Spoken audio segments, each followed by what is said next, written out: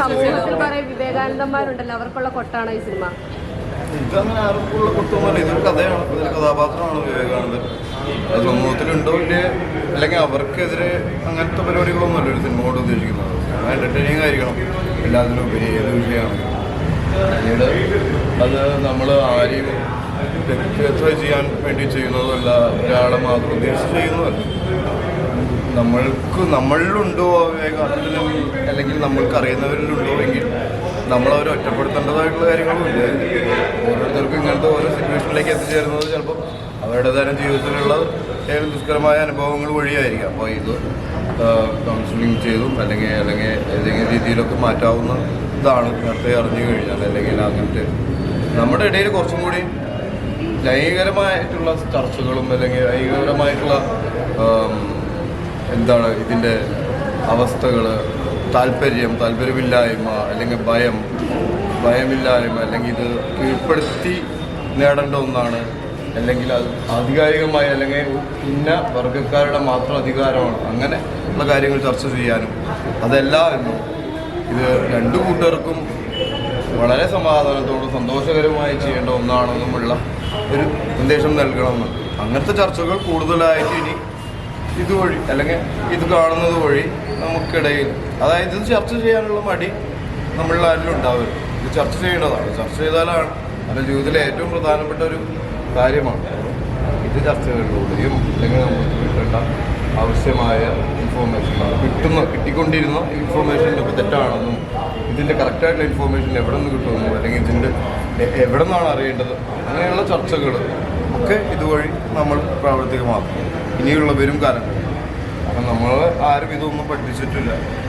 ഇങ്ങനത്തെ കാര്യങ്ങൾ, ഇങ്ങനത്തെ വ്യത്യസ്ത സ്വഭാവപരമായ ഒരുപാട് ആളുകളുണ്ട്. വ്യത്യസ്ത സ്വഭാവം അവരെ നമ്മൾ മാറ്റിയെടുത്തല്ല വേണ്ടത്. നമ്മൾ ചർച്ച ചെയ്തിട്ട് കൂടുതൽ കൗൺസിലിങ്ങിലൂടെ അവരുടെ ജീവിതത്തിലേക്ക് നല്ല രീതിയിൽ അവർക്ക് കാര്യങ്ങൾ പറഞ്ഞ് മനസ്സിലാക്കുകയാണ്. അതിനത് ഒരു സ്ത്രീപക്ഷ സിനിമയാണെന്ന് ചില കമൻറ്റുകൾ കണ്ടിട്ടുണ്ട്. അപ്പോൾ അതിന് എന്താണ് പറയാൻ പറ്റുക?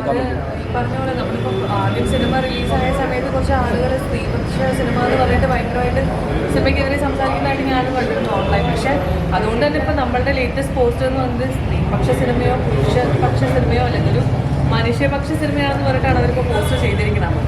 കാരണം ഈ സിനിമയിൽ സ്ത്രീപക്ഷത്തിനെയും ആൺപക്ഷ അല്ലെങ്കിൽ മെയിലിസം എന്താണ് പറയുക, മെയിൽ ഷോവിനിസം, അതിന് രണ്ടു കൂട്ടരെയും കളിയാകുന്നുണ്ട്. പിന്നെ ഇതൊരു സിനിമയാണ്. സിനിമ എന്ന് പറയുമ്പോൾ ഒരു കഥ നമ്മൾ എടുത്തു എന്നുള്ളതാണ്. അപ്പം അതിൽ ഷൈൻ പറഞ്ഞ പോലെ നിങ്ങൾ ഈ സിനിമ കാണുക, ആദ്യം ഈ സിനിമ കണ്ടിട്ട് ഇതിന്റെ കാര്യങ്ങൾ തീരുമാനിക്കുക. തിയേറ്ററിൽ വന്ന് സിനിമ കണ്ട് ഇത് നിങ്ങളാണ് തീരുമാനിക്കേണ്ടത് ഏത് പക്ഷ സിനിമയാണെന്നുള്ളത്. സ്ത്രീ ആണെങ്കിലും പുരുഷനാണെങ്കിലും നമ്മുടെ കുടുംബത്തിലുള്ളവരല്ലേ ഇവരെല്ലാവരും. അല്ലാതെ ആരും മാറ്റി നിർത്താനും പറ്റില്ല. രണ്ടുപേരും മാറ്റി നിർത്താൻ പറ്റുന്ന ആളുകളല്ലേ. ഇത് രണ്ടും നമ്മുടെ കുടുംബത്തിലാണ് ഉണ്ടാവുന്നത്. അപ്പോൾ നമ്മുടെ കുടുംബത്തിലെ ഒരു ഇഷ്യൂവിൽ സ്ത്രീക്ക് പുരുഷനും സ്ത്രീയും ആണ് ഏറ്റവും കൂടുതൽ സപ്പോർട്ട് ചെയ്തത്. ഇത് സ്ത്രീകളുടെ മാത്രം പ്രശ്നം, പുരുഷന്മാരുടെ മാത്രം പ്രശ്നമൊന്നുമില്ല. പിന്നെ ഇങ്ങനത്തെ ഇൻസിഡൻസിന് വിക്ടിംസ് ആയിട്ടുള്ള അല്ലെങ്കിൽ അനുഭവിച്ച ആളുകളുടെ കോളുകളൊക്കെ നമുക്ക് വരുന്നുണ്ട്. ഇപ്പോൾ സാറിനാണെങ്കിൽ നമുക്കൊക്കെ പേഴ്സണലി ഒക്കെ വരുന്നുണ്ട്. അപ്പോൾ ഇത് നടക്കുന്ന സംഭവമാണ്, കുടുംബങ്ങളിൽ ഉണ്ടാകുന്ന സംഭവമാണ്. അപ്പോൾ ഇനിയെങ്കിലും ഇതിനെ പറ്റിയിട്ട് ചർച്ച ചെയ്യപ്പെടട്ടെ. ഈ സിനിമ അതിൻ്റെ ഒരു ഭാഗമായാലും ഞങ്ങൾക്കൊരു സന്തോഷമുണ്ടാവും. എല്ലാവരും വന്ന് തിയേറ്ററിൽ വന്ന് സിനിമ കാണുക എന്നുള്ളതാണ് ആദ്യം. ഇത് തീരുമാനിക്കുക ഏത് പക്ഷ സിനിമയാണ്. പടം ആശയപരമായിട്ടുള്ള പടം നിങ്ങൾക്ക് ഇൻട്രസ്റ്റിംഗ് ആണെങ്കിൽ ആ രീതിയിൽ വരും. ഇപ്പോൾ ഒരുപാട് റിവ്യൂസ് ഞാൻ കണ്ടു. പടമാവും ഇങ്ങനത്തെ വിഷയങ്ങളാവുമ്പോൾ എന്തായാലും എല്ലാവർക്കും പൂർണ്ണമായി സംതൃപ്തിപ്പെടുത്താൻ പറ്റില്ല. കാരണം വിഷയപരമായിട്ട് എന്തായാലും തർക്കങ്ങളുണ്ടാവും. ഇപ്പോൾ പറഞ്ഞ പോലെ ഇത് സ്ത്രീകളുടെ സിനിമയാണോ മറ്റു പുരുഷൻ. പക്ഷേ ഈ സിനിമ എൻ്റർടൈനിങ് ആണോ എന്നുള്ളത് നിങ്ങൾ കണ്ടിട്ട് അതിനനുസരിച്ചുള്ള റിവ്യൂ ഇടും. നിങ്ങൾക്ക് ഇഷ്ടപ്പെട്ടെങ്കിൽ ഇഷ്ടപ്പെട്ടു എന്ന് എഴുതാം. ഈ സിനിമയെ നശിപ്പിക്കുന്ന രീതിയിൽ, അല്ലാതെ കാണാത്ത രീതിയിൽ റിവ്യൂസ് ഇടുന്നത് ആളുകൾ അത് കാണാൻ അവസരം ഉണ്ടാവേണ്ട ഒരു വിഭാഗത്തിനെയാണ് അവരില്ലാതെയാകുന്നത്. സിനിമ കണ്ടിട്ട് അഭിപ്രായം പറയാം. അപ്പോൾ തിയേറ്ററിൽ വന്ന് പടം കണ്ടിട്ട് നിങ്ങളുടെ അഭിപ്രായങ്ങൾ പടത്തിൻ്റെ ആശയപരമായിട്ടുള്ള സംഭവമല്ല. പടം നിങ്ങൾ എൻ്റർടൈൻ ചെയ്യിക്കുന്നു, പടം നിങ്ങൾ എൻജോയ് ചെയ്യിപ്പിക്കുന്നുണ്ടോ എന്നുള്ളതാണ്. ഇതിനുശേഷമാണ് ആശയത്തിൻ്റെ ഒക്കെ പ്രാധാന്യമുള്ളൂ. എന്താശയമാണെങ്കിലും പടം നിങ്ങളെ എൻ്റർടൈൻ ചെയ്യിക്കുന്നുണ്ടോ എന്നുള്ളതാണ്.